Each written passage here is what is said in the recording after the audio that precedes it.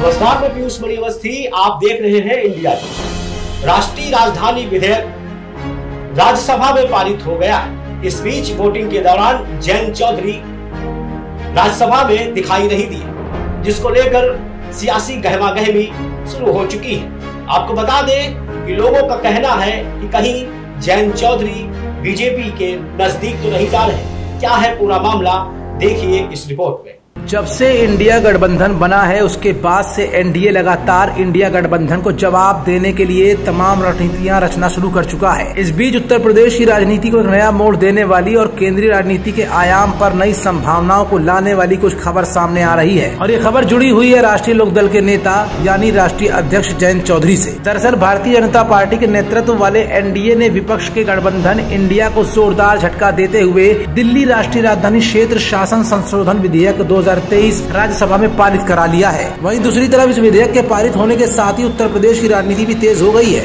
इसकी वजह राष्ट्रीय लोकदल रालोद के मुखिया जयंत चौधरी हैं। सबको इंतजार था कि सदन में वोटिंग के लिए जयंत चौधरी जरूर पहुंचेंगे, लेकिन हुआ इसके बिल्कुल उलट। जयंत चौधरी वोटिंग के वक्त सदन में मौजूद ही नहीं रहे। वहीं इसी के साथ ही सियासी गलियारों में फिर से चर्चा उठ चली है कि जयंत अभी भी भाजपा के संपर्क में हैं। वहीं राष्ट्रीय लोकदल नेतृत्व का कहना है कि परिवार में किसी करीबी की मेडिकल इमरजेंसी के कारण जयंत अस्पताल में मौजूद थे, इसलिए वो मतदान में हिस्सा नहीं ले सके। जाहिर सी बात है कि इस महत्वपूर्ण विधेयक की वोटिंग के समय जयंत का सदन में न होना विपक्ष के लिए जोरदार झटके जैसी बात होगी। वहीं दूसरी तरफ केंद्रीय गृह मंत्री अमित शाह ये दावा कर चुके हैं कि विपक्ष गठबंधन इंडिया जल्द ही टूट जाएगा। गृह मंत्री अमित शाह के इस बयान के कई मायने भी निकाले जा रहे थे, क्योंकि अमित शाह बीजेपी और एनडीए के लिए एक चाणक्य के तौर पर काम कर रहे हैं। ऐसे में चर्चा तेज है कि जयंत विपक्षी पार्टियों के समूह इंडिया में सेंधमारी करने के फिराक में है। विपक्ष की बेंगलुरु में हुई मीटिंग के वक्त जयंत चौधरी ने कहा था, देखिए संसद का नया सत्र 20 तारीख से है, इसलिए एनडीए की भी बैठक बुलाई गई है, जिसमें 2024 के एक्शन को लेकर एजेंडा तय किया जाना है। जयंत चौधरी का वोटिंग में शामिल न होना ये साफ करता है कि विपक्षी दलों का ये जो प्रयास और प्रचार था